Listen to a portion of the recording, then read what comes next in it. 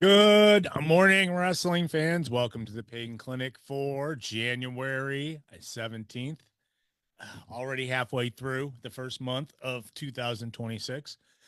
Welcome to the show. I'm your humble host, the Cashman, hopefully joined by others lately. We will find that out in just a minute. But I want to let you know that today's holidays, we have a few today. Let me mention.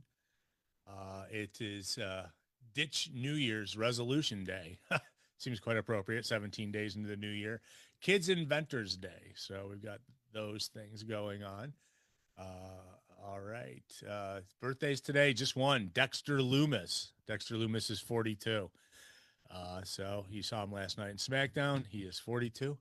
Hey, interested in roller derby? Want to be a skater? Officiate Rock City Roller Derby needs you. Contact recruitment at rockderbyrecruitment@gmail.com and join Rock City Roller Derby. They're gearing up for the new season of 2026, as well as the Flower City Fear, FLOUR, flowercityfear.com. Always looking for more folks, as we get into 2026 season.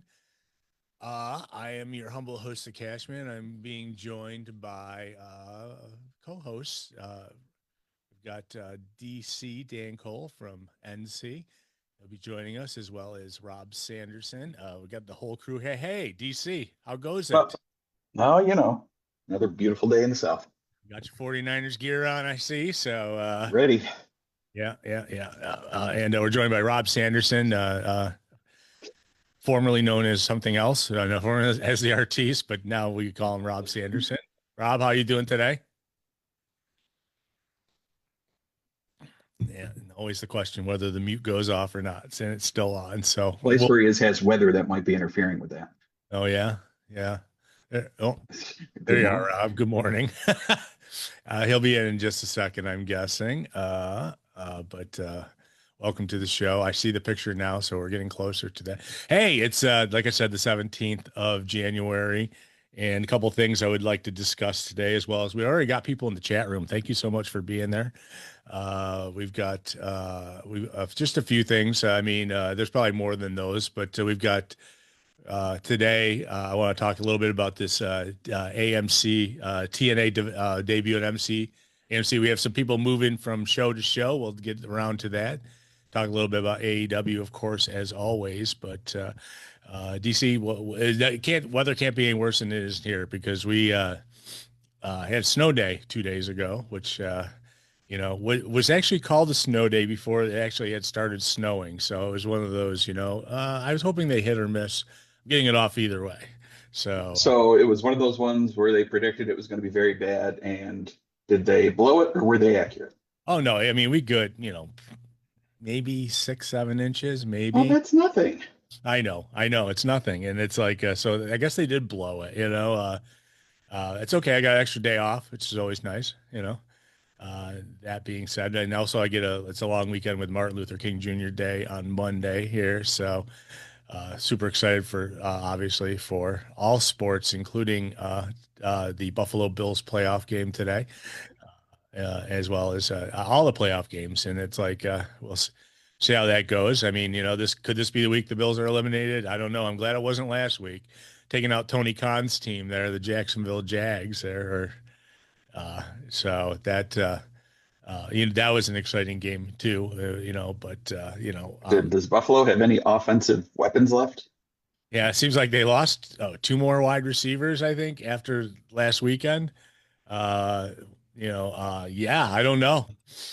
Maybe use a fast running back to be a wide receiver. I don't know. We'll see what they do.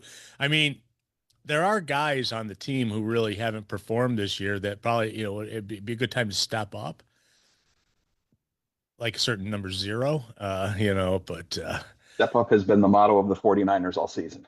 oh yeah. Yeah, boy, 49ers could have squeaked one out in Philly. Yeah, and that was like terrible weather too. Or well, When not Philadelphia loses, everybody wins. yeah, I kind of felt a little bit bad for him because just because it's like it was in Philadelphia. It was, all those people had to sit through the terrible weather to watch that game, and then they all went home sad. And I feel bad. There is no reason to ever feel bad for Philadelphia Eagles fans. There we Good go. morning. I knew you were gonna pop in there sometime when we were talking about Philly stuff. Absolutely not. So glad they're gone. Thank you, DC. Yeah. They yeah. They it's interesting is yeah, Mad Dog's in the chat room. He goes, meteorologists are the only are is the only one who can have be wrong half the time and still have a career. It's true. It's not even half the time. Sometimes it's like a quarter of the time they're right, and they still have a career. So it's not quite a science, you know. But yeah, so yeah, but the Bills got a tough one today. First game today against Denver. So that's going to be, you know, I don't know. I mean, you know what? When you got last year's MVP as your quarterback, I think it happened. You know, I think you know, and I think even if you know they get behind, that was where they were comfortable from this year. So, you know, I'll root for the Bills, but I have to be honest. I'm a fan of that Denver defense because it has some of my favorite former 49ers there. oh yeah, They got Dre Greenlaw and Talanoa Hufanga. true, true, and I mean the Bills have been playing hurt all the last like half season, so. It wouldn't be bad. I mean, it would be. I think I don't know. We'll see. I picked them to win. We'll see what happens. Hey, at least the Sabres are doing good. Yeah, I'm starting to actually believe them. Are It's you? taken a long time for me to feel like this is a team that I still have 0.0% faith in the goaltending, but the forwards are getting it done, and the D are actually playing some defense. Could still be a little bit more physical, but it's a little mind-boggling to me. So Rob, good on them. did you watch the 25-26 reunion show, a reunion game the other night? The 0506, yes. Sorry, 05, 2005. I don't want to think about a reunion of this current season in 20 years. No, no. But I watched that too as well, and it was kind of fun seeing all the Oh yeah. just remembering back to that time too. You know, it was like that was my individual favorite hockey team as a fan, that season's team. Lots of memories from that year. And really cool to see most of them back. Would have been nice to see something from Chris Drury. Was Briere there? No, yeah, I was gonna say I didn't think I saw him. I see he did. Like they had a video message from him, and that was understandable because he's GM of the Flyers. But the Flyers were there the night before, so they could have just done it the night before. Sure.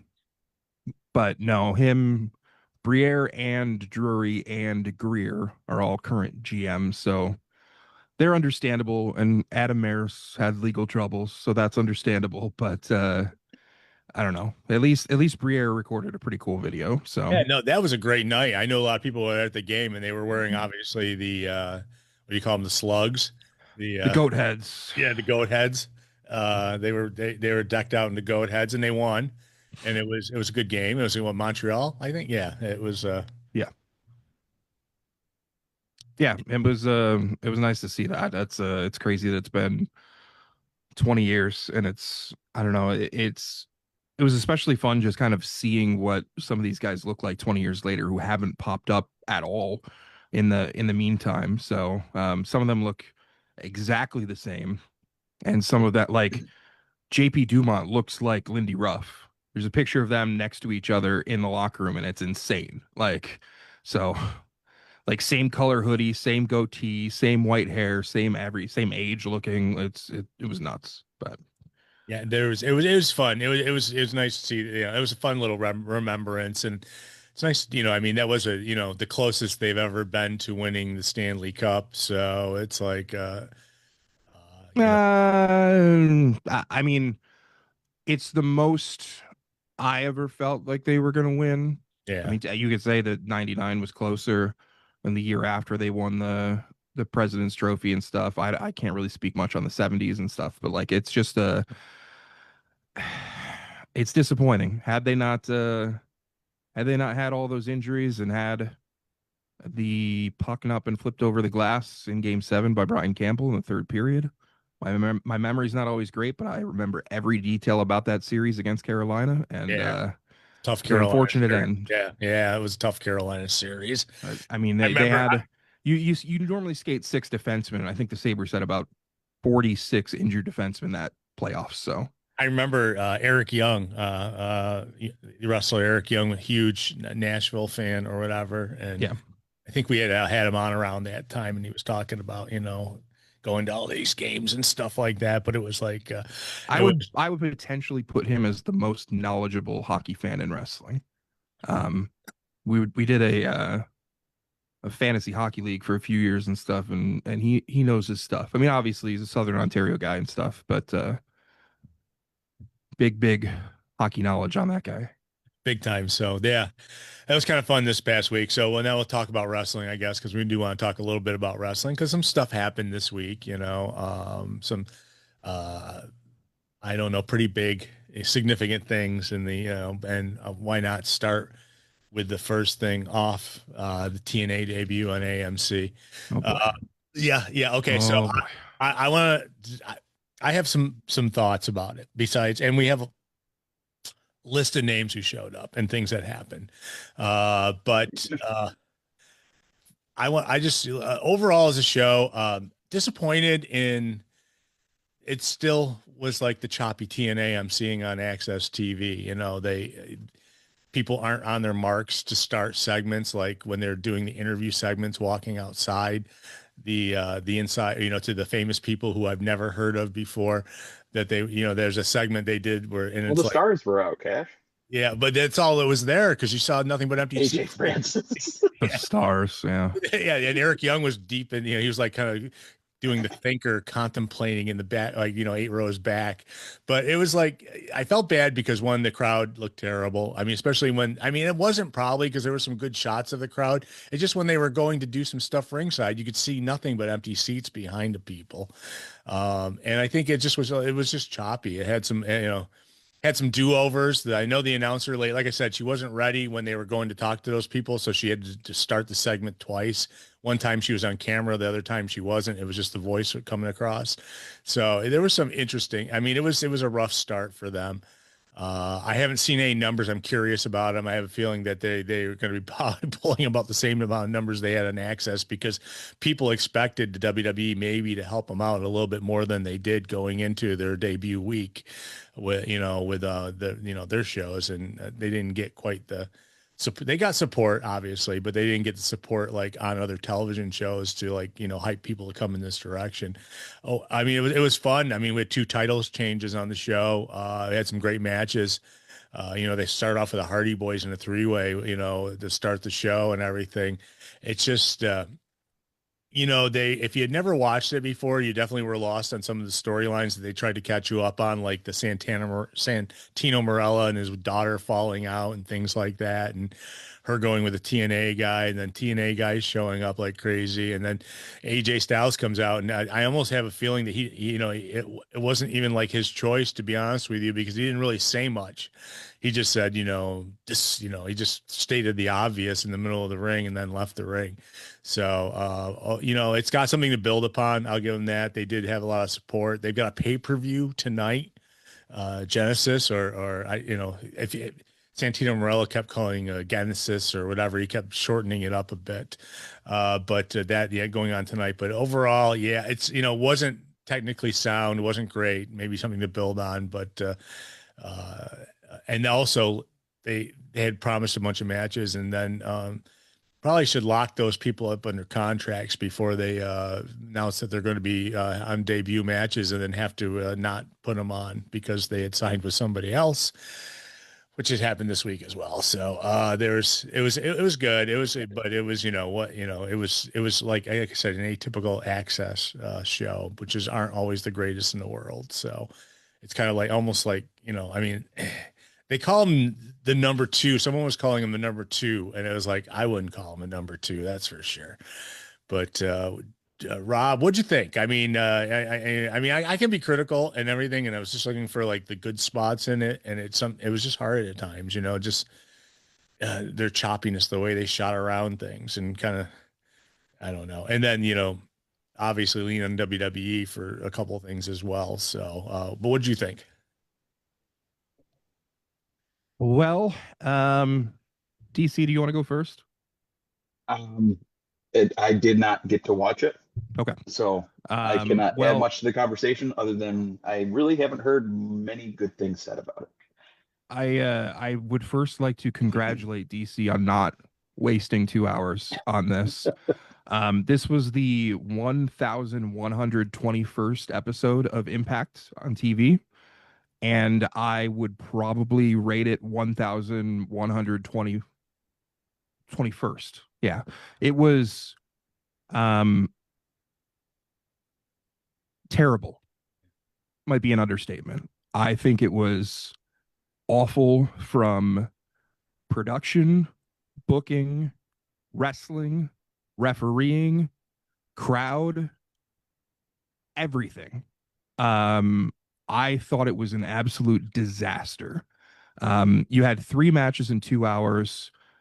If you add in the commercial breaks and uh everything like that, I mean, it felt like you were watching wrestling for 5 minutes in 2 hours. Um, the match with the Hardys and stuff was fine enough. I mean, I always like seeing Bill Collier out there. The Knockouts tag title match was one of the worst, Yeah. maybe the worst women's tag team match I've ever seen. Yeah. And I really like the inspiration, but Well, you heard the backstory going in that weren't under contract, and they just did the right thing, before leaving the company. The whole part where they went to break and came back, and the unveiling of Mr. Elegance, having Perez Hilton in the ring for some reason. Yeah. This is so like 20 years ago, I mean, Mr. Elegance, or I think he was AJZ and another wrestling organization. Yeah, I don't know. I don't get that either. I don't like, And I honestly, like, I'm sorry, I'm not giving credit to Mike Santana or Frankie Kazarian either. I think that, like, especially the last minute or so of that match was a disaster, between botches and then another pinfall, and then, like, the referee hits the mat a third time. Luckily, like, he immediately, like, calls it off. But I've looked back at the clip and I can't tell if the referee is actually looking at the shoulders as he's counting. Like, we give credit to referees for doing a legit count, which they should do. And I think the count ended up legitimate because Kazarian was pretty late on that. I mean, it was at earliest it was 2.996. Like, the got up, like, the no sell on the Canadian Destroyer, fine, whatever. Like, it is what it is. Kazarian tries to hit Santana, spin the block, and, like, misses. Yeah. They do the same spot, like, again. It's just a disaster. Like, and then they rushed off TV, and apparently, like, there was a whole thing after they went off the air that was promoting tonight's show, which they barely even mentioned in those 2 hours, that there's a pay-per-view thing tonight. Yeah, they kind of put it up on their social media with Dolph Ziggler coming, or Nick Nemeth coming out and putting his name in to be in a 3-way now for the title tonight on Genesis pay-per-view. But yeah, they missed that whole thing. Well, he's a special guest referee or something. Oh, he's something. Yeah. But he can still cash in his he's thing. cashing his that cup he's walking around with, So there could be another new champion tonight. I won't be watching. I literally, I thought going into this week, it was like, all right, I'm going to watch this new era of Impact. And then, maybe catch some of the pay-per-view. There's a lot of other stuff going on tonight, but this was such a disaster in my mind that anybody who took the time to watch TNA this week that doesn't always normally do so, I think is very discouraged from doing so again next week. Yeah. It hurt them. This show, commentary sucked in a lot of ways. And I like Hanford and Raywalt, but they weren't on their A game. You put Bully Ray out there. You bring out Dixie Carter, who gets booed out of the building. Yeah. What was the point in that? They start the show with the audio issues going on. You show those empty seats behind everybody, and you're like, here are the stars of the show that flew themselves to the show that we gave free seats to. Yeah, there's nobody behind them. It looks like the place is empty. Nobody who anybody knows. And then there's Candice Michelle in the most gaudy freaking Halloween outfit. What's her history in TNA? Like I have nothing positive to say about this show. I think um anything I've said negatively about like a WWE or TNA or AEW or NWA or indie or anything show in the past year, like know that whatever those things were, I think were better than this. This was horribly booked. There's nobody is that was a part of that show on camera or behind the scenes is immune from criticism from this. I normally it's like, oh, it's production, oh, it's the booking or whatever. Once in a while, it's the wrestling. They have plenty of talented people on this roster. Not necessarily everybody that appeared in the 3 matches on this show. Um, I What a gigantic waste of 2 hours that was. Yeah. Do you they've done live shows on Access TV, and they got everything in. So it's like, I don't know what happened, with, obviously live is different. What'd you think? AJ Styles, did he feel like he was just like reading a card or something, memorized lines and then came It out was and did another pointless appearance. Like, pop the crowd, cool, great, and got him there. Like, he says a couple words and then that's it. And Yeah. then like does a little thing backstage where he like looks at Kazarian's title. Okay, he's not gonna wrestle Kazarian for the title. I mean, for the few people watching that would be like, oh, they used to be in a stable together. Like, I guess that's a cool moment. Yeah. Um, but no, I mean, like that started the show, and then they go into eventually that 6-man tag. And I don't know, you're almost like halfway through the show, you've had one match, and like I don't know. I wish there was something positive to say about the show, but commentary, ring announcing, production, literally anybody that I've forgotten to mention. Maybe the local security guards did a good job. I don't know. Like maybe the popcorn was extra good at the concession stand. Um, Continuously showing the shots of outside of an empty parking lot that I hope were taped the day before or whatever. Yeah. Why are you showing an empty parking lot at your venue like over and over again, like trying to set the scene? Like, here's a place where nobody is. Look, there's no cars in the parking lot here in suburban Dallas. Like, I Yeah. an F rating would be too generous. I'm curious to, like I said, to see like what the actual numbers were. I mean, they may be hiding them just in case they're not. I can't imagine they're anything spectacular, but I mean, I have a tough time caring about numbers anymore. Now that we're in the streaming world, you never really know with the apps and stuff how much people are actually watching.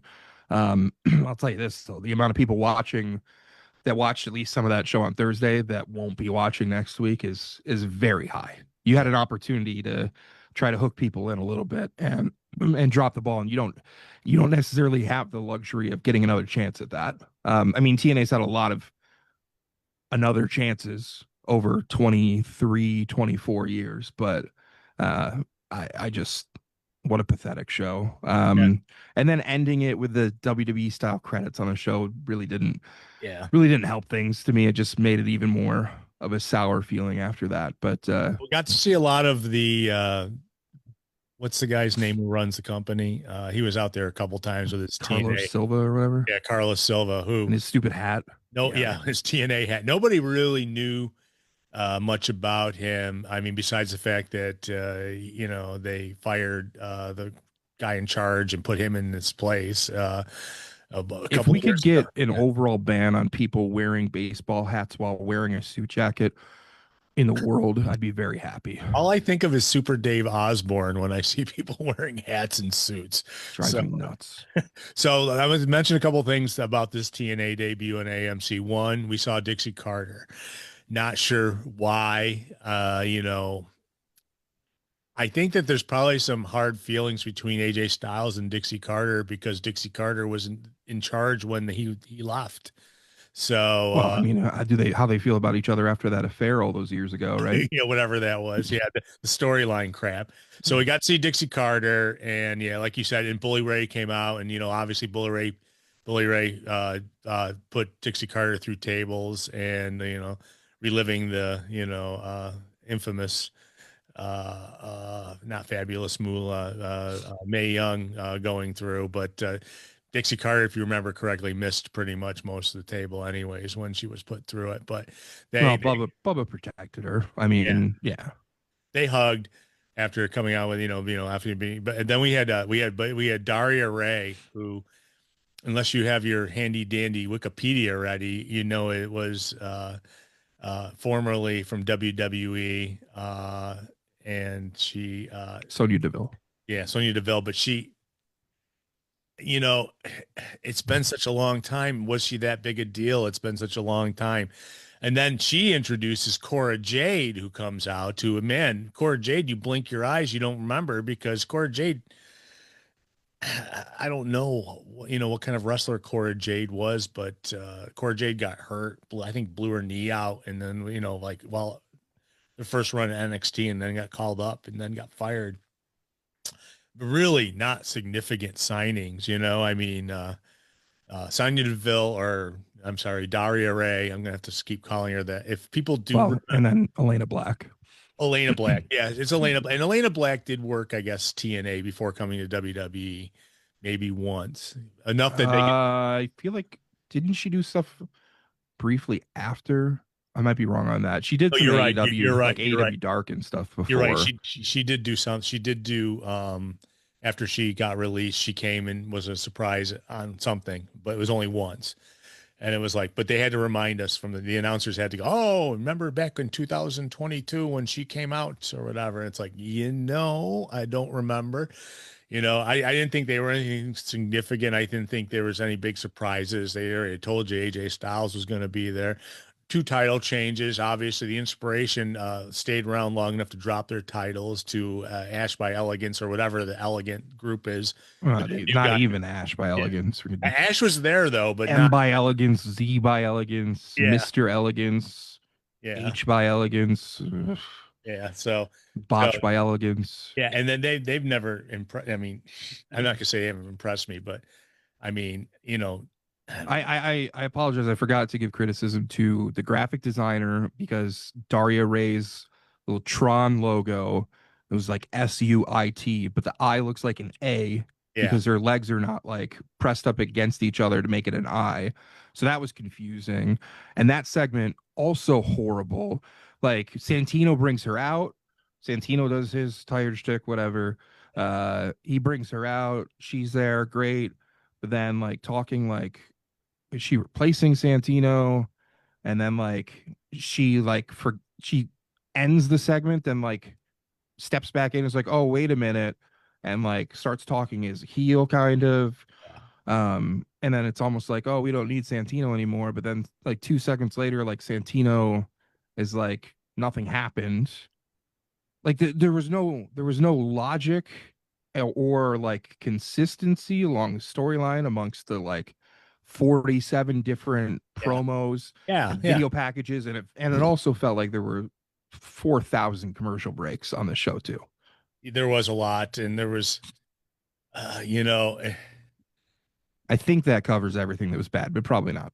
Yeah, and the good, I don't know. The good was promoting the Teenage Genesis pay-per-view, no, I think they did a horrible job at that. I don't think they talked at all about the card for tonight. I think that was the worst go-home for a pay-per-view in wrestling television history. They didn't talk about what was going on tonight. They didn't sell me on like, oh, you got to see this, whatever. Your main angle for like your main event title match, you didn't time it well enough to be on the show. It had to happen after you go off the air. This is literally like, congratulations to WWE, because not Raw, SmackDown, or NXT has gotten a rant like this maybe ever. This was awful. It was awful. And they've had they've had awful shows on Access before. Like when they first went live at Full Spring, whatever the heck it is, the Full Sail. Yeah, when the first time they went live there, they had sound Half-Mast University, I think is what it is. Yeah, they had these sound issues that that they had to freaking go to commercial break a minute into it, and then came back and it was still not working. And it was so they've had issues before. They technically wise, it just was a disjointed show, and they're going to be, I think, in the same place tonight for the pay-per-view too. Yes. Hopefully they draw a few more people, because I'm guessing I saw someplace that they were handing out free tickets by the piles Oh for, yeah. for that show, Oh yeah. I can vouch for that, knowing people in the Dallas area. There were a lot of tickets with the 0.00 on the price part there, Yeah. but a lot of people were like, "Oh, they sold more tickets than AEW in the same." But no, they didn't. No, they didn't. No, No, no, there was they didn't. they were handing out. They were desperate because of what you saw exactly when they were going down the line of superstars who I've never seen before in my life, except for Candice Michelle, and she didn't even look like Candice Michelle. I mean, not the one Candice Michelle I remember, at least she didn't look like. So, but yeah, I was still trying to figure out who those guys were, because then Ryan Nemeth came and interrupted them and Oh nutted. yeah, when he crotched himself. Yeah, he crotched himself on the freaking trying to climb over the pole. Former TNA tag champion, yeah, but can't get over a guardrail because he's got to crotch himself because they don't know what they're doing out there. I, Yeah, no, I didn't cover everything, so thanks for bringing that one up too. yeah, Yep. there's that. Yeah, like you mentioned, AJ Francis. They're going around showing the famous people in the crowd, and it's like the guys who wrestle for you. That's who you're pointing out. Eric I know Young you said I sitting on was the lucky floor for not halfway watching, back. but now I feel like I need to go back and watch. Like, is this the wrestling equivalent of The Room? This At, it's at it some point, is it going to be one of those things where it's so bad it's good? I it don't know. might be, if you're in the right mood and you got some snacks, you want to get some laughs out. You might. I mean, if you approach it the right way, it Maybe might if be you're worth eating it. psychedelics, maybe I don't know. It, No, no. if you want to see what the Curtis Caldwell Center looks like without fans in the seats behind AJ Francis, absolutely. I understand. Like I also know like that most of like the camera operators were rented from a local crew. Know some of those people, whatever and stuff, and but like whoever's directing this, who's got to get their name on the screen at the end. Why are you having the camera shoot with empty seats in the background? Yeah, Why yeah. aren't you filming them from the side? Why don't you have them turn around? Why don't you do anything else? Put them in a place where there's fans behind them, something. Like, how stupid are you as a producer? The production may have been the worst part, Yeah. maybe. I don't know. It's in contention. I believe I remember seeing superimposed names on someone's butt too when they were in the ring. So when they were doing the credits at the end. So I was like, It's baffling. I don't know. I mean, like, as much as I want to think sometimes like WWE's got their hands all over the TNA product, maybe they don't. Like maybe like it's certain like, oh, you gotta book this person or this person's gotta win or whatever and stuff. But I can't imagine there had to be people in WWE who are just like, we're associated with this garbage tonight. oh, Like, well, thank God they were all over in Europe, because yeah. probably one of the problems with what was going on is that their X division champion couldn't get his visa to come back to the United States. Well, Leon Slater was supposed to be on the show, but WWE pulled him for their European tour, which Yeah, is he was strange. on SmackDown last night. So yeah, that And TNA mentioned like they did their little fake injury report with their storyline injuries. Give me a break. And then they like mentioned Steve Macklin, who then a day later removes TNA from his Twitter profile. So that's interesting. Like, does he actually still work there or not? Because they were plugging it like he'd be on next week.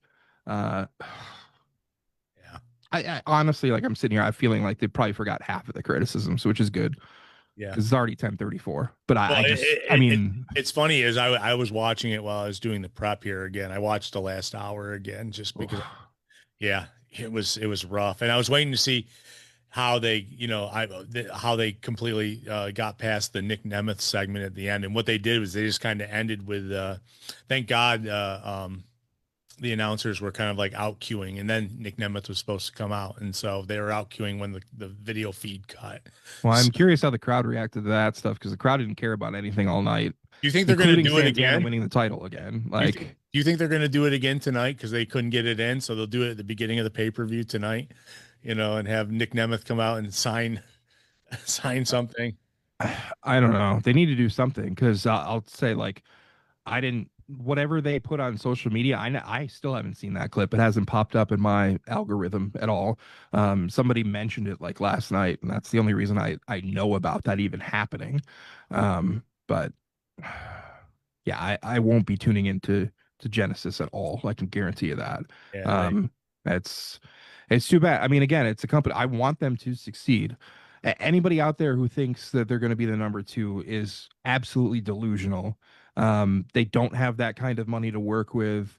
They're like, it's just, it's not going to happen. But the hope would be that that all of this would be a good thing for them. They did not take advantage of that opportunity. Nobody did.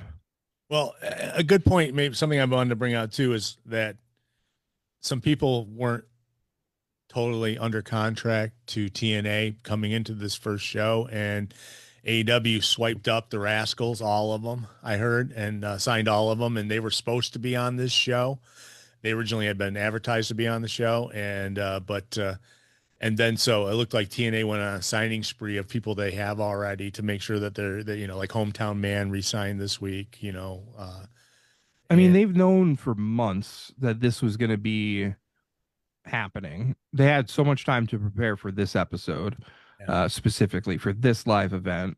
Uh, they happened to put themselves in a situation where so many of their contracts were up all at the same time, and a lot of them they waited to the last minute to try to start negotiating again. Clearly, did not work on all the visa situations in time. yeah, So you have people that can't come in. Like, yeah, great, you re-signed Cody, whatever, hometown man, Hometown Man, yeah. Chris, whatever you want to call him, like completely Cody Steele, Cody Deaner, whatever.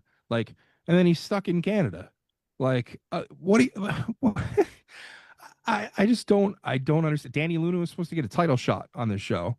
Yeah. Stuck overseas, can't get into the country because the visa's not like worked out. Like, it's embarrassing. It is. It's unbelievable that this happens with what people consider like a major company. This like there's been TNA LOL things on social media for decades at this point. I can't think of a more TNA lol, TNA LOL than this show. Definitely. So No, congratulations on their cage match rating did bump up from the fan voting. They're up to now a 1.5 out of 10, which is a significant increase from the Say last I saw they were 1.18. 1.2. I saw, 1.17, 1.18. So they, yeah, that I will say that if you're curious who may have re-signed with TNA in time that could have been on there that weren't, was we had Mustafa Ali, who obviously is one of the high points of what TNA is doing now. I think he does it's a good job. Cedric Alexander, obviously the hometown man, Cody Deaner, BDE, and it's interesting that why I have question marks. Why Perez Hilton? I mean, when I think of Ash by Elegance, there's got to be a better gossip website there that you could pick from that people might know, like maybe Mr. Beast or something, or. Is the website still a thing? Like, I don't know. Isn't that I only basically knew what that name. I Twitter didn't is even now? see any of his stuff decades ago, really. Like I still don't really know like who he is other than some I don't know, was he a TMZ? I don't even know. Perez Hilton had his own site, Perez Hilton, and what he used to do, I don't know, he was very gossipy, but he was tight also with like Paris Hilton and that group, and so he was always he was always alerted when they were going to be places, and he would be there, but he also outed a bunch of people, and it made him, and a lot of people don't like him because he was outing people. People should out themselves, not be outed by other people. And he was outing other people on his gossip column. Some of them weren't right, and so the only reason because I used to watch his site because it was usually, quite entertaining, but he definitely is like, I know it was like a time machine, man, because you did not need that. He meant nothing to that crowd, especially because the crowd was what it was. But yeah, that was kind of, there was, the things that they were hyping were just the worst parts of the show, in advance. So it was, If I'm somebody that just re-signed with TNA, I might already be regretting it. So hopefully they can turn it around. But yeah, they've got to do some significant work to make people go out of their way to tune in again to give them another chance. I don't think everybody's just automatically tuning in again at Thursday at 9 or tonight if they about the pay-per-view they barely even mentioned. Yeah, they did though. They did. Well, the one thing they hit was it's Dango's last match, so they did kind of get a promo where They God, that segment was embarrassing. yeah, The with crowd Aaron. was terrible. And then Dango had to like, I don't know, like take the mic and start talking and like get them to like to get the crowd to start like being okay with the segment ugh. Yeah, it was rough. It was, and that's why they like they do a great job when they can edit their programs and stuff, It's not Again, I hate taped television. yeah. I hate spoilers. We're surely going to get to that regarding a different show tonight. But yeah, this they got to be live again next week, and hopefully they're practicing some stuff before they go live from Albuquerque, or a plan to go live. Who knows? Maybe they won't even be able to. Yeah, well, I guess we'll find out. Maybe, I mean, they do lean heavily now on WWE assist. So, I'd love to know how AMC feels about all this right now. it's good. They got to be as happy as ESPN was about that first pay-per-view, Mhm. It's like, oh, what did we get ourselves into, we'll see. We'll see. They're building, and I mean, it's not like they weren't doing a TV show for 20 years already. Right. It's just like, There's not excuses at this point. Like their TV shows on Access a month ago were significantly better than this. oh It's yeah, not like TNA always sucks or always puts out a bad TV show or anything. This was exceptionally bad when it needed to be exceptionally good compared yeah. to normal. You can only make an first impression once, as they say. And Yep. this is first time they've been on like maybe a readily available cable channel. The first time they're not on Destination USA or uh, some of the Pop other TV. Pop TV, which Yeah. I think that was streaming as far as I know. Yeah, there's some, so Yeah, I don't know the last time the last time you're able to tune into them on a normal, like I was able to tune in on uh YouTube TV. yeah, The last time they were on a channel that you could tune into on YouTube TV didn't exist. So true. I was gonna say they during I don't know one if any streaming cable Matt, like things did. what's his name? Lenwald, Matt, the announcer. He did at one Ray moment. Walt Ray or Walt. Fan. He I should know his name. I got to interview him a couple of years ago. But he did say that he did tell people how to get the pay-per-views by pay-per-view or through their exclusive content site. So Well, after that show, they need to tell me how to not get it. you need a rim shot for today. So yeah, it was rough. It was rough. It can only go up, I guess, but it's like I said, there's a lot of people that like, it's like who have never been able to see it now have a chance to see it. And that's what they saw, and it was like, whew, it was rough. I felt it was rough right from the beginning especially when they were trying to mimic the WWE with the famous people crap. You don't need to do that, man. You know what? That hurts you more than anything because you're showing the empty freaking arena when you were doing that. It's like, just skip that. You don't need to put famous people. Nobody watching that show knows who any of those people There are. was a boxer. I know that. That was about it. Or maybe it was MMA. I don't know. It was boxing, MMA, one of those things. There was definitely somebody who had a belt on his shoulder when they went to him. Well, I don't know if I'm on that roster, I might be campaigning to be put into next week's Feast or Fired match to get the pink slip. Yeah, well, let's go for that. It's tough. But don't worry, next week we get Indy Hartwell against M by Elegance with Heather by Elegance and the personal concierge. So must see TV coming up Thursday. Oh my goodness. Well, that's one thing. So it's interesting that that was one thing promoted that I don't know. I thinking of it like a first time fan getting a chance to see it, and it's like, yeah. If you're somebody that just was watching whatever was on AMC before that, and you're like, oh, there's this new show, let me see what it's like. All right, I'm out. Yeah, I was thinking of like World. What was that pay-per-view? The one where Jake the Snake crawled to the ring. The one that was in Australia. World Wrestling All Stars. Yeah. It reminds me of like how bad that was because they had the Iron Sheik and he could barely get into the ring at that point. And there was just some terrible stuff going on, but yeah, we'll see. I mean, I don't want to, I like wrestling to continue. It's great that they've got an opportunity, but man, it's if you they were calling themselves number two. It's like, oh, that's just you're nowhere near number two. I mean, I think of number two when I think of that show now, because I don't even think they're number 3 but yeah. after that show. Well, I mean, I'm thinking like in a way, like going number two more than anything else. It was like it was a bad joke. Sorry, but it was terrible. Where's the rim shot? So saying number two, but yeah, but they were posting that all over the place on social media, and it's like I don't care who number two is. I know that's not number two. I mean, it might be, toilet bowl worthy, but it's definitely not number two in the United States. So, yeah, they've got a lot of climbing, and I don't know. And we're being too mean people in the chat room right now. Are we being too mean about how we felt? TNA, we love TNA. Are you kidding me? They were the only organization that would weekly give us people to talk with us on the show, and half the time we didn't even know what to talk with them about.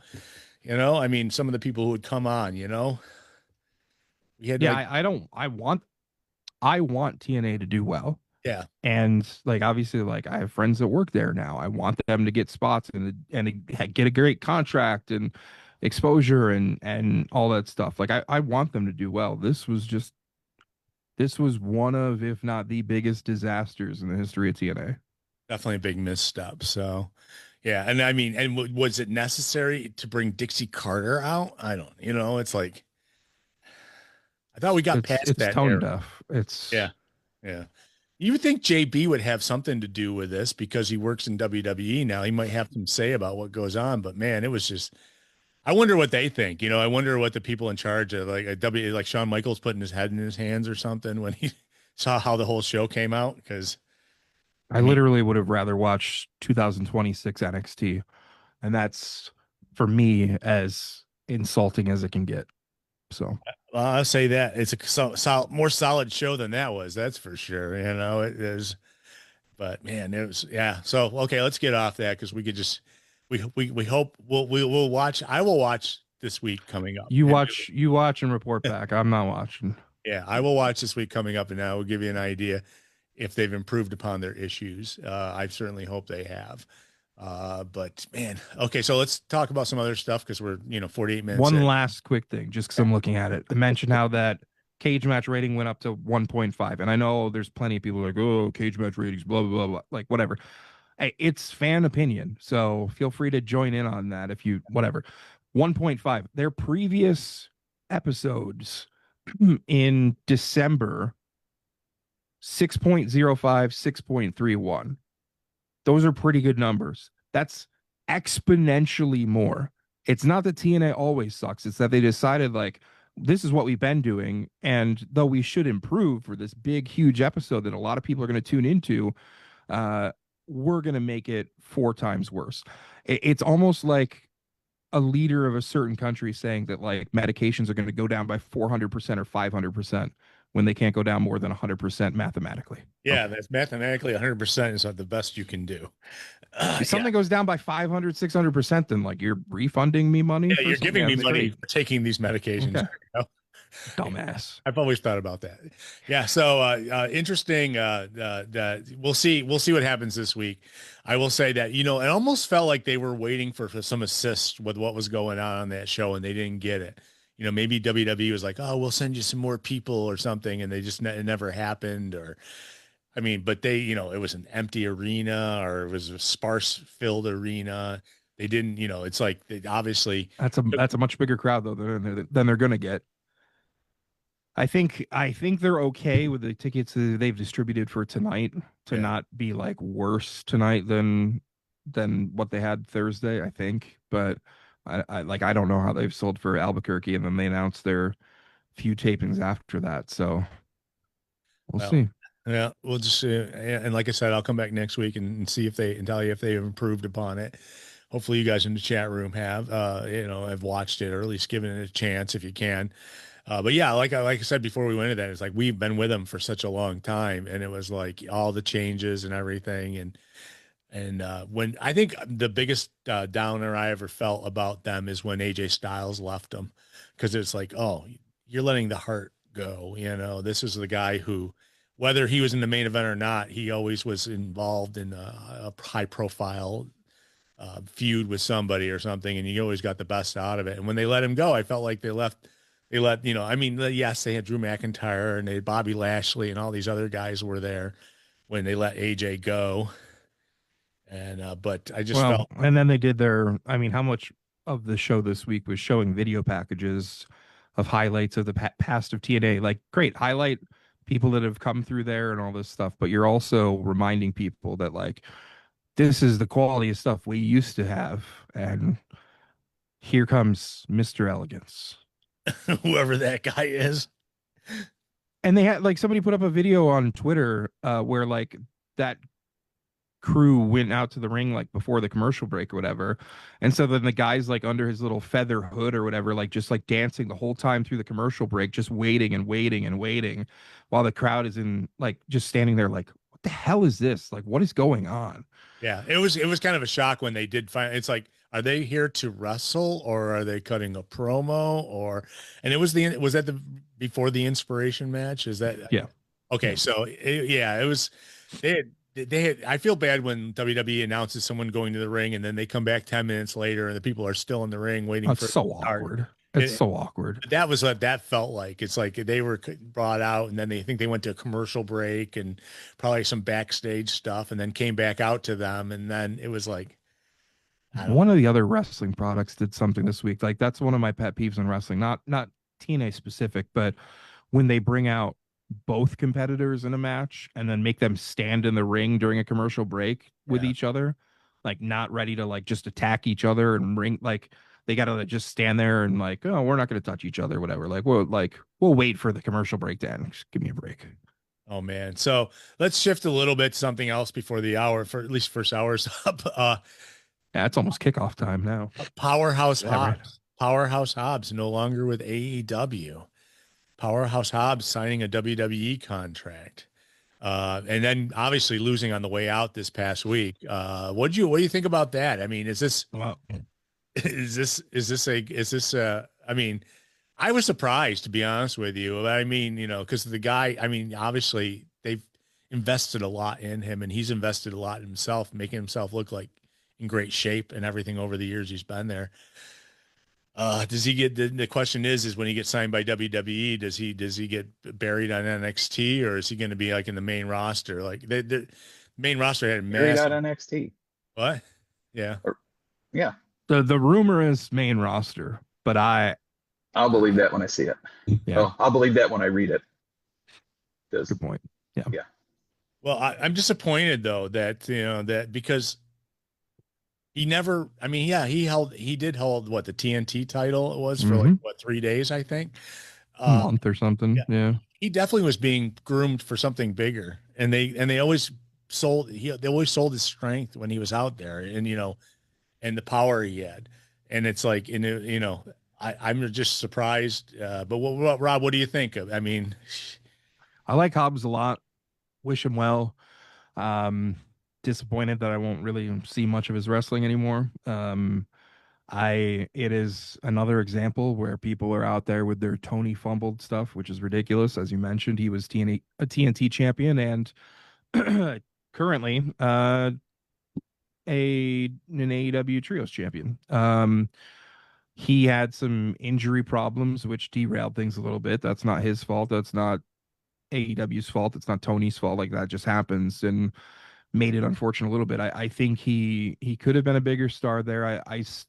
The crowd gets really into the meat stuff, whatever, but I do always question if that style of wrestling, the meaty, big powerhouse, you know, a brawling kind of thing, it's not what I think of first when I think of the style of wrestling in AEW.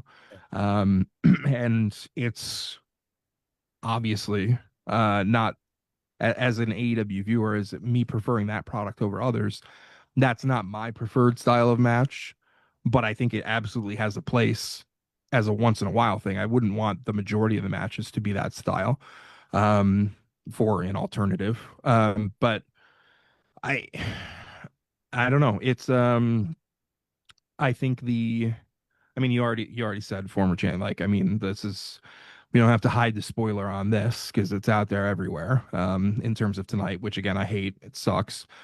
Why is it being booked that way? Like you taped tonight's show on Wednesday. Yeah. Why didn't you put this match on the Wednesday, part yeah. of Wednesday's show that was live? Why are you taping the title change to, especially when he could have appeared theoretically on like SmackDown last night Yeah. or TNA Thursday or something? Like that's not the biggest deal. I mean, maybe you'd get some more buzz if that happened or something, but like there's no reason for that to not have just taken place on Dynamite or before Dynamite. Um, Any chance so they were waiting in the hopes they could re-sign him?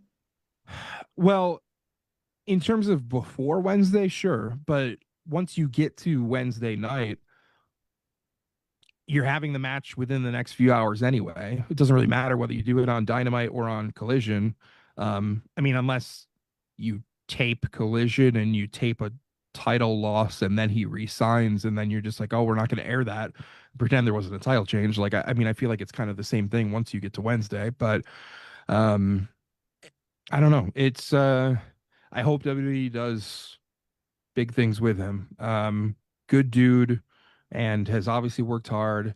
Was a complete unknown before he got to AEW. And so the way he developed there and the people that worked with him certainly deserve credit for him to be somebody. But, you know, it'll be interesting to see too when all the tribalists are just like, oh, look at Hobbs here thriving in WWE. Like you were hating on him every week when he was on AEW, but okay.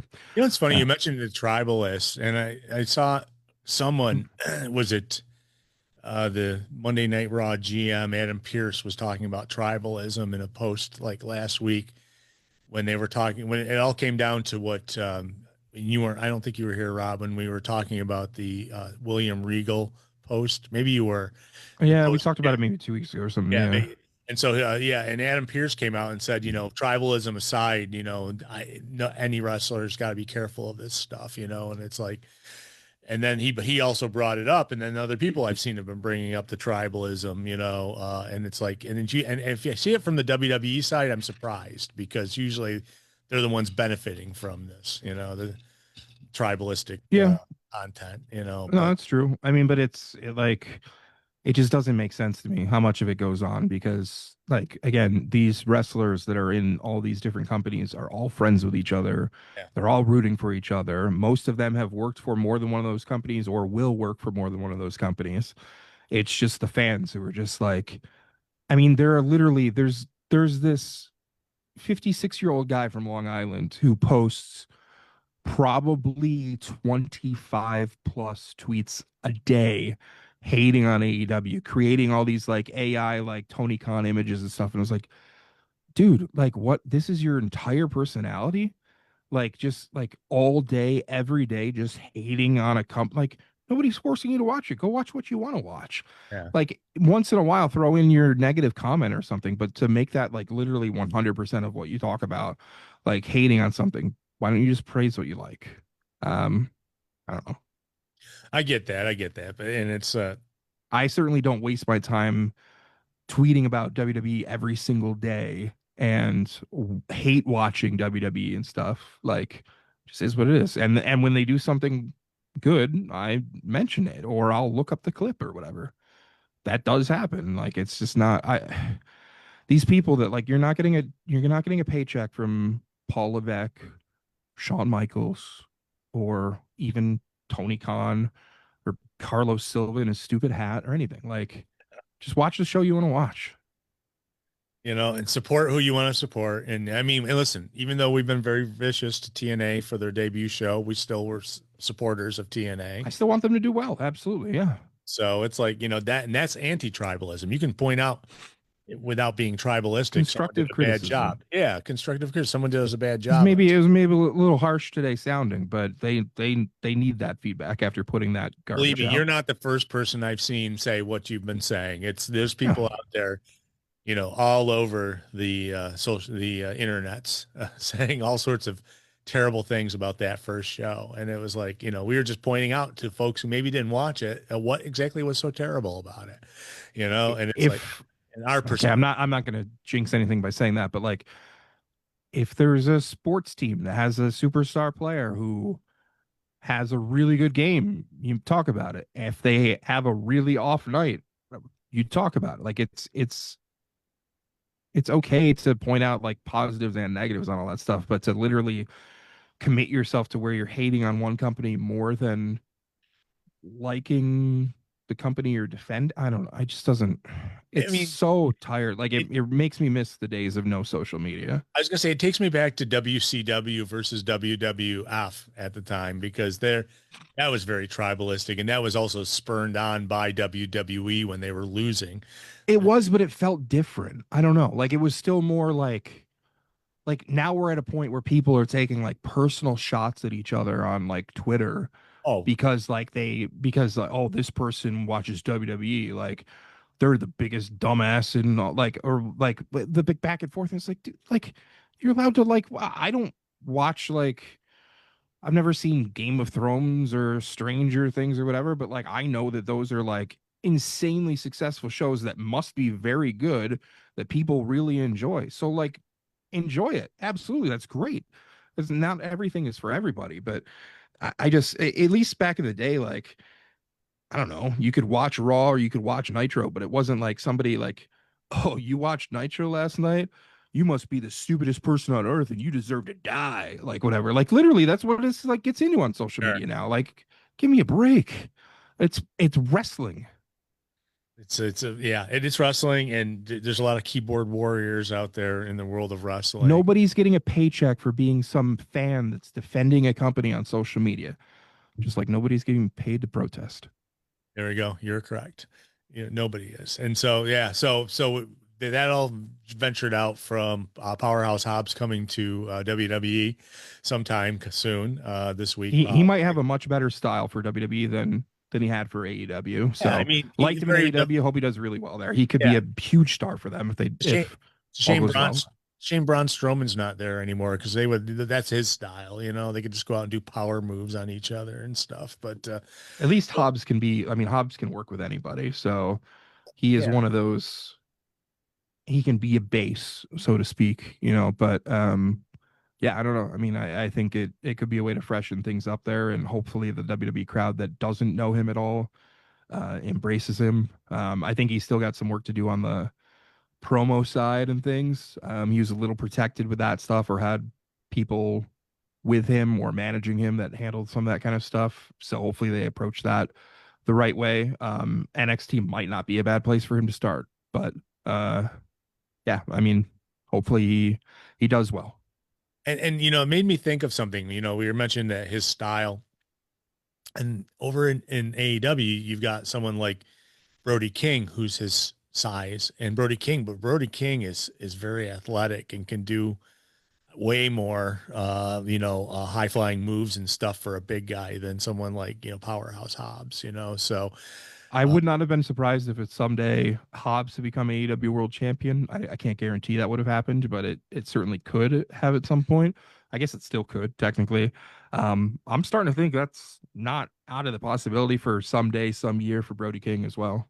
The way they've built him up in the last 6 months, especially. So.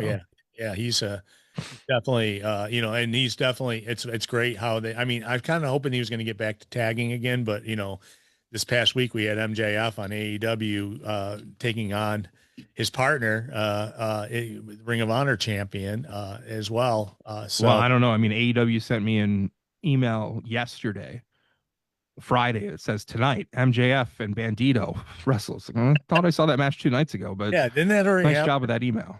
Yeah, I was gonna say that was and that was a solid match, by the way, too. Obviously it went way over. If you were recording it, you better set the DVR way late but it was quality stuff, and it was I did want to get to talking. Bandito's going to be a world champion. So, I mean, like, especially you get to the point where, like, I don't know, it's very weird twice in 3 nights seeing MJF like praising his competition after beating them, which we can mention the last night thing in a bit, but like to see him kind of go out of character a little bit. I mean, I'm happy that he then attacked Bandito after that. But I mean, that's really strong praise to get that guy to say positive anything about anybody. Obviously there's some legitimacy to how he's feeling in that moment. And I mean, I didn't really I Bandito's always been a great wrestler, including like his first ROH world title run and stuff, in the previous era, kind of. But I didn't expect him to become a a wrestler of the year candidate, and I really didn't expect him to be somebody that like this soon people will be talking about like maybe he's going to become their world champion.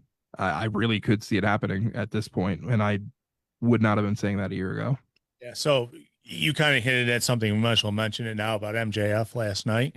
And that was that he announced, now this was on a GCW show, right? This is a No, GCW. Limitless wrestling last night at the it used to be the Androscoggin Bank Coliseum in Lewiston, Maine.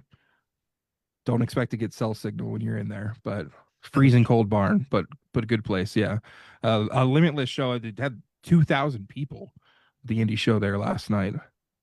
And so MJF announced that Alec Price and Jordan Oliver are now all elite, and that they're the GCW tag titles holders, right?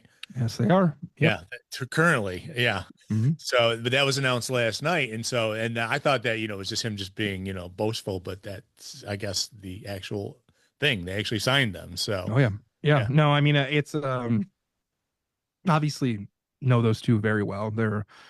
They've been regulars at ESW. Alec Price, former ESW Interstate champion. Have called a ton of their matches between ESW and GCW and stuff. And I just, I mean, Alec Price slept on our couch like last year, which is scary because he hates on Bustas, and one of the dogs here is Buster, but luckily it didn't hurt him. I think it's awesome. When I first originally this show last night, this Limitless show, like it was announced MJF was appearing, and Limitless, much like Beyond and ESW and other places that MJF appeared for back in the day on the Indies, like it was cool that they were getting MJF back for an appearance. I figured it was just going to be maybe a promo and an autograph signing. Then they announced like he's wrestling and he's defending the AEW world title on an indie show. And now it's against Alec Price. And we're just like, this is awesome. Wow. So they have the match, and then Jordan Oliver was there as well. Obviously not a part of that match. But yeah, MJF gets on the mic afterwards and talks about it. Like Price and Oliver have worked. I want to say they did like a Collision or something recently, but they've done a good amount recently of Ring of Honor shows under the Tony Khan umbrella, including a bunch during that ECW arena residency. But they are arguably the two best wrestlers on the independent scene today. They are both deceivingly tall, insanely quick, ridiculously athletic, really good dudes, very entertaining, can wrestle. Like I think the world of both of those guys in the ring. I really do. And they both have like worked so hard. They put in so many miles. They're both just good people. Jordan's very influenced by the Backseat Boys, and specifically the late Trent Acid. Uses a bunch of those moves in his repertoire. Alec can hop all over the place and hop to the top rope and turn it into a flippy do, and it's insane. They also have won the only in history garbage plate on a pole match. Shout out to that. There you go. Yeah, I could not be happier for those two. I remember that wasn't that long ago here in town, that garbage plate on the pole, man. It was just a couple back in late October. There we go. Yeah. I think that I love watching them wrestle. It's difficult sometimes keeping up with them on play-by-play. I can't wait to see what they do in AEW, but this is definitely one of my favorite AEW signings, not just of the many good ones so far this year, a couple weeks in, but in general in AEW. I'm very happy about this. So they are currently listed as the GCW World Tag Team Champions appearing in Rochester next month as well. So, and that's a Friday show, so there shouldn't be any interference with the AEW schedule. So shout out to that as well. Well, what date is that? That February. It's the last Friday in February. Is it the 27th, maybe? Yeah, February 27th. That Friday night at Water Streets. Very cool. Very cool. So it might be their time to hand the belt over or something, you know? Theoretically, I mean, there's a lot of people that work that still work those regular schedules and stuff, but yeah, I don't know. It's good to see those people.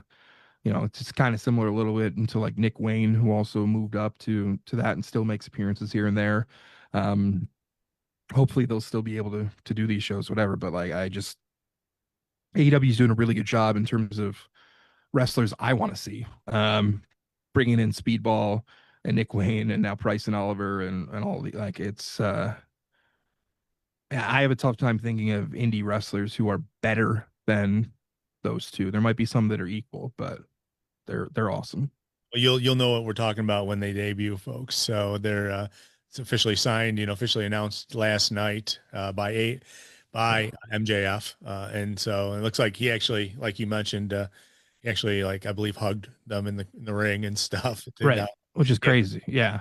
But that's, you can tell that's what I mean. MJF doesn't have to do that match in the first place if he doesn't already think highly of Alec Price enough to go do that show, to wrestle on the show, to put the title on the line against Alec Price and stuff, like to do all of that. But off the top of my head, I might say that Price and Oliver, or Busta and the Brain, them against Miracle Generation from ESW One Fall in September was probably the best match I called in 2025. So that is on IWTV. If you haven't seen these guys, check them out. Very cool. And you mentioned ESW. I do want to throw in a little roller derby relate, because they had captain, or their coaches of the two. They had a scrimmage on Wednesday night in which they had ESW wrestlers as the captain. I don't know. One of them was on the mic the whole time, so I was trying to figure out. But I know it was Vince Valor and Adam Wacker. Yeah, and Adam Wacker was on the mic most of the time. I've called roller derby there before, and I know what being on the mic there, everything sounds like this. And then, so unfortunately, that's because that's Riverworks. But if you're band, it's great. And if you're on a microphone, and not so good. But it was they did. I did see they did stream it, and I got to see. So that's why I knew the guy was on the microphone, because I was watching. I mean, it was Wednesday night. It was right before the snowstorm hit this area, so I thought that was really cool. And I did want to mention one more thing. Tony Khan's a deadhead, apparently. Bob Weir passing away this past week. He had a nice little graphic for him on Dynamite this past week. Something he and I have in common, I guess. But it was a sad week, because it's like no more of those offshoot dead bands will I be going to see, apparently, because most of them have died. So, I'm going to jump into the news and then we'll get out of here. I got a bunch of lineups for matches. If you're going to watch AEW Collision tonight, you're going to see the Ops. That's Powerhouse Hobbs, Samoa Joe, and Shibata versus Hangman Page, Kevin Knight, and Mike Bailey for the trios titles. Yeah, I don't think the sports books are open for bets on that match at this point. I don't think you're going to be able to get in on it. No. Jack Perry versus Anthony Bowens for a shot at the AEW National Championship. Eddie Kingston and Ortiz versus the Grizzled Young Veterans. That's Zach Gibson and James Drake. Marina Shafir versus Zeta Steel. Shout out to Zeta Steel for mentioning she took a quick little mention in her promo about what did she say? You know me, referencing the awful Marina Shafir promo from years ago. I would love to know what Marina thought about that, or if she okayed that or laughed about it or what. But nice to see that. Oh God, that such bad memories. Like the worst promo in wrestling history with her stupid hat on. Oh yeah. Okay. We got Kyle Fletcher, Josh Alexander, and El Clone versus Scorpio Sky, Dante, and Darius Martin. Andrade is taking on Angelico, and Megan Bain and Penelope Ford will be in action. So it was taped on Wednesday in Phoenix, but it will be on tonight on TNT and HBO Max at 8 p.m. Tune in. Usually Collision's a solid show every week, and the last few they'll be going live again, I think, after this week. So Yeah. yeah, for the rest of the month. They'll be next 2 weeks. They'll be back live in Arlington. That's right, when they're doing their Arlington stay. So so that's going on. So if you want to watch SmackDown this next week, we got because they announced this towards the end of the last night's show that Damian Priest and Trick Williams are going to be taking each other on. Johnny Gargano, Nathan Frazier, the Wyatt Six versus the MFTs, who are the champions. Who? The MFTs. It's Solo Sikoa and they call them the MFTs now. Oh, okay. I don't know. I thought they were the MJF. I'm learning stuff. Yeah. Charlotte Flair and Alexa Bliss versus Nia Jax and Lash Legends versus Julia and Kiana James. So those are the matches going on SmackDown. If you're going to watch next SmackDown, that sounds like an NXT show with a bunch of people I've never heard of before, but okay. Yeah. So good for them switching things up, I guess. So they, they're having this Wyatt Six MFT things. That's where Solo Sikoa had fallen out after being a main event guy for alongside Roman Reigns. And now he's stuck with the tag team stuff, which who knows? They'll probably break that up because I don't think it's getting over whatsoever. But they've also next Saturday, we have another Saturday night's main event that will only be on Peacock. Can't watch it on TV anymore. And you're getting Cody Rhodes and Jacob Fatu, because Jacob Fatu had something to do with Cody losing his title to Drew McIntyre. They were in a cage match, and Fatu came in and attacked both of them. But he attacked Drew McIntyre first, and then he attacked Cody. And while he was attacking Cody, Drew McIntyre got out of the ring, won the championship. So I don't have a problem with that. It looks like they're going in a different direction from Cody for a little bit now, but people now are crying that Cody is going to be going into the Royal Rumble and is going to win it 3 years in a row, which nobody's ever done. I don't think. I know Stone Cold won it 3 times, but it wasn't in a row. That's for sure. I think it was Stone Cold who won it 3 times. So, but yes, yeah. So Cody is like saying no one's won it 3 in a row, and he announced him for it, and it's like obviously wanting to be in the main event of WrestleMania, but it seems like I wasn't so much a fan of that announcement. I don't think, definitely the crowd wasn't. They were booing a lot of his stuff, which I mean, obviously being in England, Drew McIntyre is probably closer to home than Cody is, and they were chanting for Drew McIntyre, getting behind him as the champ. Now I don't know. I don't have a problem with him winning. I just didn't think it was ever going to happen. How many chances was he going to get before he finally moved on to somebody else? And it's like, it's a weird way to try to build up a champion by having him lose like 12 straight title matches. I think that it's you can let fans just on their own think like, oh wow, what if Cody wins again? But if they're pushing that as like a storyline, that's just doing the same thing they've done in wrestling so many times, with like kind of they're already shoving it down people's throats, even if it doesn't happen. Like fans don't want that stuff. Like it's the same type of thing as like AEW fans got sick of Cody. Like they need to not push him as this like baby face that just wins and wins and wins and wins. Like you're not getting like let him do the sympathy run for losing the title or whatever. They got to be careful with that booking, because if they go too far into that, or if they have him win another Rumble, like you're going right back into the territory of, do you want this fan base to turn on him like the AEW fan base turned on him? Yeah. Like, it's interesting is that he came out and announced that he's the first one to do it this year. And usually we're getting people announcing themselves for the Royal Rumble back in December, or earlier. And this is the first time they've done anybody announcing that they're for it. Obviously, this is a weird Royal Rumble this year. It's a week from today. I can't remember. When is it? It's the stadium isn't ready. Yeah, I know. I saw pictures. Built. So it's at the Olympics. Pictures of it. They're making an outdoor stadium, and it is not ready yet. But how does this keep happening in the sports world? It's unbelievable. Yeah. Is the new Highmark Stadium going to actually be ready for September? I think it's ready now. Don't you think? It looks like it's ready now. Sure wish there was a game there today. Yeah. Well, the old one. They they had one opportunity. The Bills had one opportunity to have a home game in the playoffs, and it was only if San Diego Chargers won against New England, and it did Or not. even the LA Chargers, but Whatever they are, whatever the Chargers, they didn't show up. Actually, they How about brought those St. Louis Rams? San Diego Mm. did show up, and Baltimore that's the team Colts. that lost. So it was a terrible game, but yeah, Yeah. so Bills will have to be on the road if they want to go to the Super Bowl. But you know what? I have faith in them. I mean, listen, they Yeah, they beat Tony Khan's team last week. Now they got to go after the guy who put bounties on people's heads this week. In Denver. So nervous, but yeah, I don't know. I mean, obviously, I don't care much about WWE anymore, but I look forward to watching a Royal Rumble in about 12 and a half months. So there you go. Next time it's not there. I get Yeah. it. So also on Saturday night's main event, you're going to have Rhea Ripley, Io Sky versus Liv Morgan and Roxanne Perez for the women's titles. Yeah, Randy Orton versus Trick Williams versus Damian Priest versus Sami Zayn. The winner of that match takes on the undisputed WWE title holder at the Royal Rumble, which is the following week, which is the 31st. So that's 2 weeks from this weekend. So we got it's always Pro Bowl weekend, right? yeah.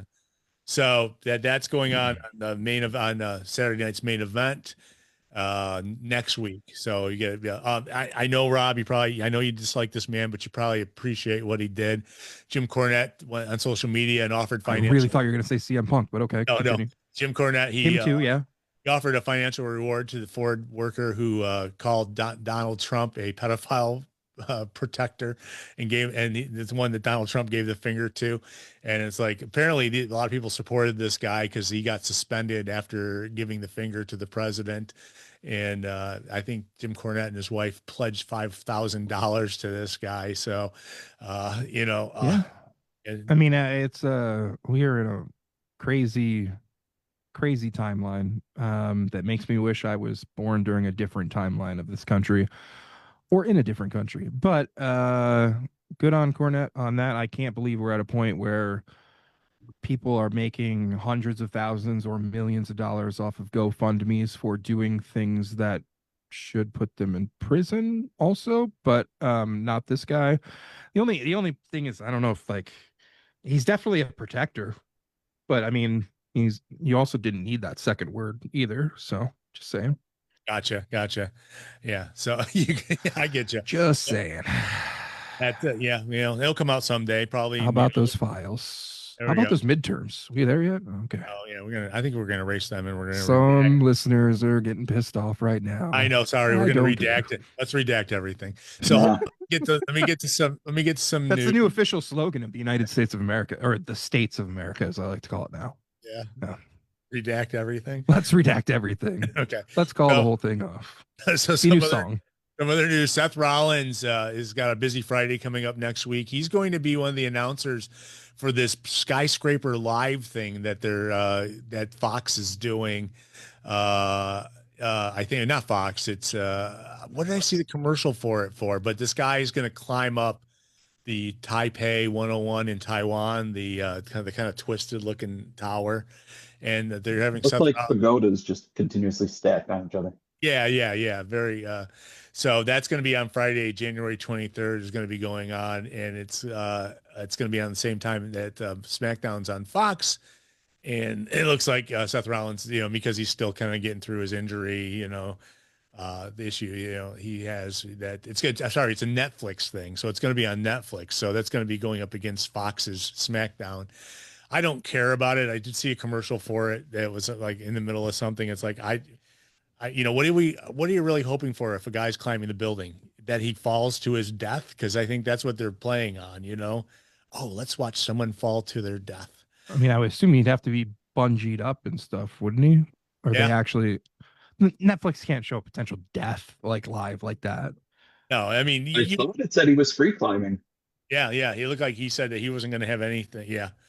So I don't, it happens all the time in the world that people don't have cameras on them. I mean, you see these guys dressed up like Spider-Man going up the outside of 110-story buildings, and or like jumping off the Burj there in over in Saudi Arabia, the tallest building. Dubai.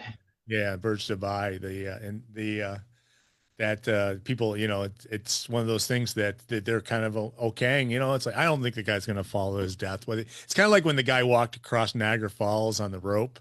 It's like there's a chance, but it most likely won't happen. So, but the interesting thing is Seth Rollins is going to be doing commentary against the show, WWE. But it's also, I think Netflix has like the ultimate power. It's like, we want someone from WWE to come and talk about this, because we put Raw on every week and, we pay you millions and millions of dollars. And they said, oh, we'll give you someone hurt who's not going to be showing up for a while. So Seth Rollins, so I just find that interesting that they actually are allowing something to be booked against TV program they're doing. So I could see it as something that WWE doesn't promote a ton ahead of time, but they can go out and promote it as like once it becomes an on demand, you can watch anytime on Netflix type of thing. Like, oh, check out Seth Rollins on this. Yeah. So I saw some rumors this week about them changing up what they're going to do at WrestleMania. And one of the things they threw out, and this is just, I think they changed plans. I don't even know what the original plans were, but obviously rumored to be Reigns, Cody again. Yeah, Reigns and Cody and McIntyre possibly in a 3-way, possibly. But obviously Cody's got to win the Royal Rumble. Maybe that'll be on season 2 of Heated Rivalry.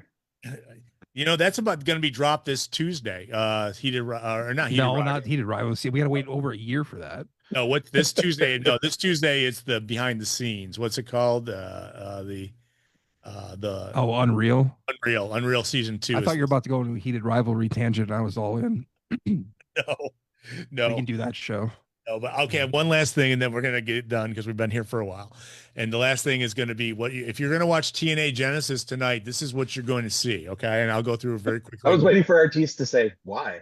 Yeah, so, I think he's already made his point about that earlier in the show. But we got Ryan. If you're going to watch TNA Genesis tonight, why?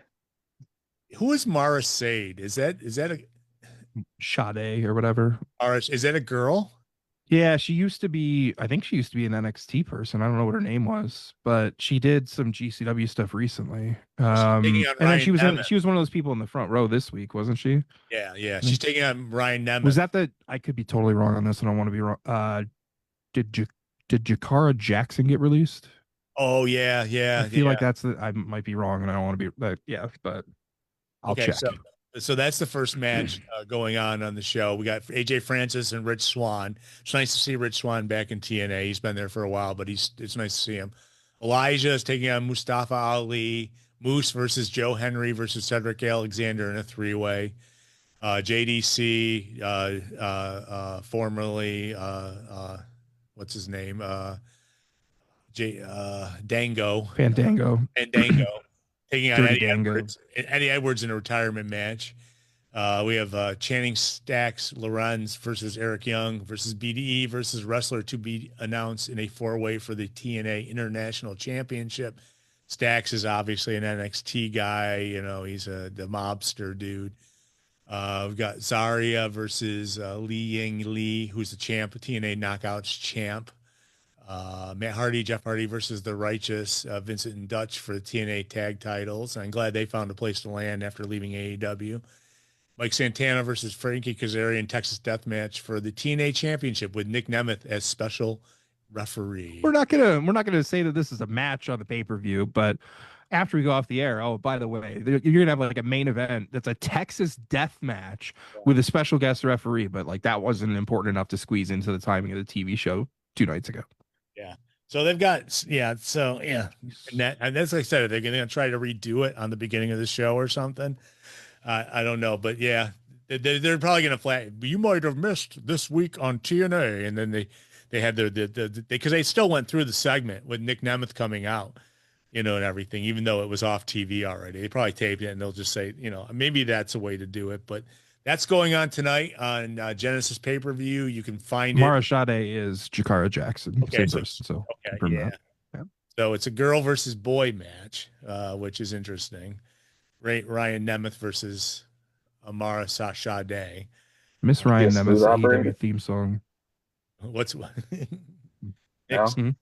say? What'd you say? I said, is she a smooth operator? I bet she is. On that note, we're going to get out of here. ESW Friday night. Niagara Falls, Joey Janela, IWTV, 7 o'clock Eastern. Be there in Niagara Falls or watch on IWTV. Are you going to be there, Rob? I will. Scotty Bender and I will be on the call, 7 o'clock. Cheech against Joey Janela, Joshua Bishop against Channing Decker, Christina Marie against Big Al, Alice Crowley.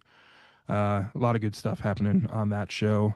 Gregory Irons championship celebration and more. So Very cool. wrestlers with a theme of Clerks, and I will be trying to squeeze as many Clerks references into commentary, into the live event experience. I believe we're gonna have a little like photo booth type kind of thing with that. Try to squeeze in some of the songs and stuff. If you like Clerks, you'll probably enjoy it because this show is obviously the theme is my fault. You could say, however you want to word that, but I'm very happy about it. So my Is favorite there going to movie be of a all time. 37 person like battle royal? I don't know if we have that many people, but I do love that. They got to come out to the ring in a row. Yeah. I do 37 like chops in a row. I do like that a lot of my roller derby friends have been posting your artwork for the ESW ever since they had the ESW co-promotion Wednesday night. So I've seen a lot of you know, and I don't know if I wonder if they understand that that's a Clerks picture and stuff like that. I would think, I mean, a lot of people don't know about the movie, but anybody who's heard of the movie or whatever, I think it's recognizable. Obviously, there are some Easter eggs in the logo I made for this one. The some of the letters that I had to add in that weren't part of the Clerks letters, like the T that may or may not be a Temple T, the S that might be a Bills S, the E that might be a Blue Jays E. You know, I get it. Yeah, A little relate there. A little R might be Sabres. Just saying. I mean, totally not. If any of these people want to talk about intellectual property or whatever, that's not the case. Not the case at all. I actually took it from a ransom note, right? That's yes. There we go. Okay, on that note, we're gonna get out of here. I want to thank everybody who's in the chat room. Thank you all sticking around for as long as you did. We appreciate it. We'll be back next week. We'll see you same bat time, same bat channel. Go Bill.